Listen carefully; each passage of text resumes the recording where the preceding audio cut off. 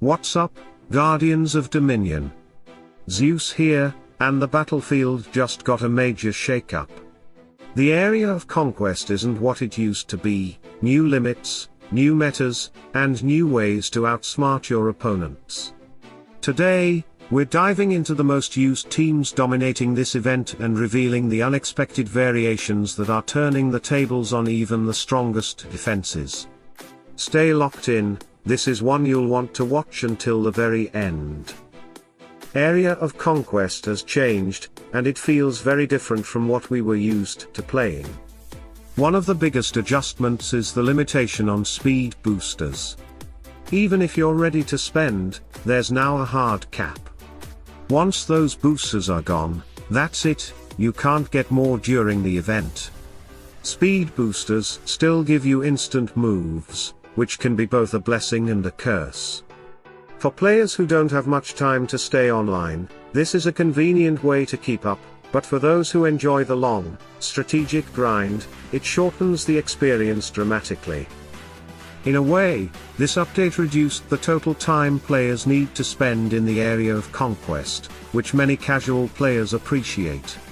But for generals, nothing really changed.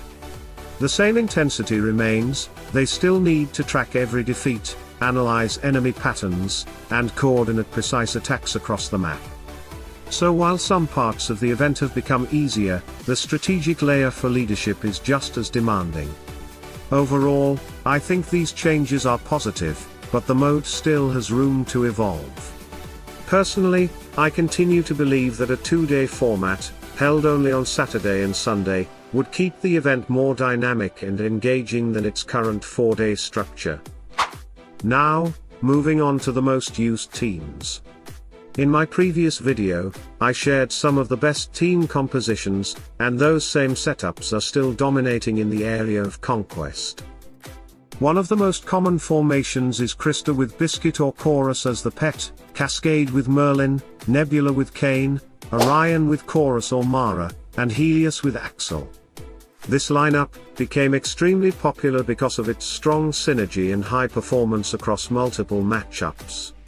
However, with popularity comes adaptation, and that's exactly what happened here.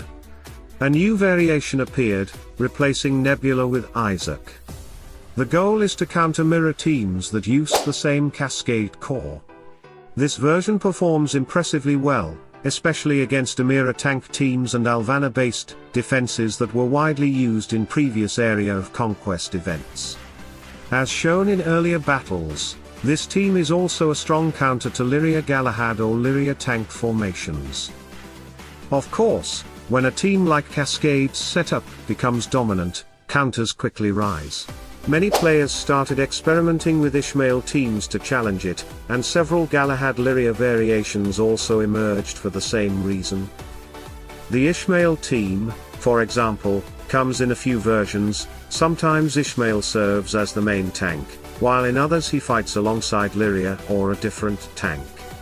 My preferred build includes Ishmael with Fenris, Zeus with Chorus, Isaac with Axel, Sebastian with Albus, and Aiden with Merlin. This combination works brilliantly because Isaac guarantees victory against the Cascade Krista team. And there's an added bonus: since you already know this setup counters Cascade, it also powers up Ishmael, allowing him to tear through other teams afterward with boosted strength. Another popular option is the Galahad-Lyria Tristan Sebastian Lara Croft lineup. It gained traction early in the event, but as the Cascade team became more widespread, players began modifying it, adding Isaac or Kayla to strengthen its chances.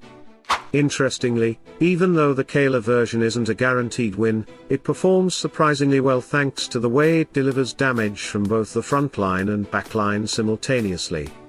Isaac makes the team more stable, but it becomes slightly weaker against certain other Lyria-based variations.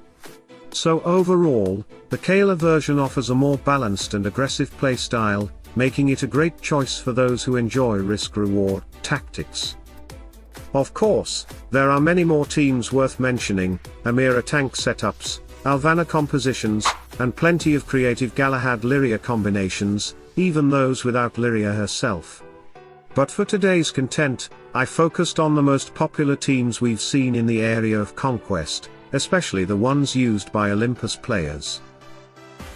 As always, I believe we'll see new and exciting team compositions emerging after this event as players continue to adapt and experiment. Share your thoughts. Do you prefer the new version of Area of Conquest, or do you think the previous one offered a better experience? So, to wrap it all up, the Area of Conquest may look familiar, but it's playing by a whole new set of rules. With limited speed boosters, evolving team variations, and sharper strategies, every move now carries more weight than ever before. We've seen how Cascade teams dominated, how Ishmael builds rose to challenge them, and how creative adaptations like Kayla or Isaac completely reshaped the battlefield. This is what makes Hero Wars so alive. It keeps pushing us to think, adjust, and outsmart the competition. Now I want to hear from you. How do you feel about the new Area of Conquest? Do these changes make the mode more exciting, or do you miss the old system?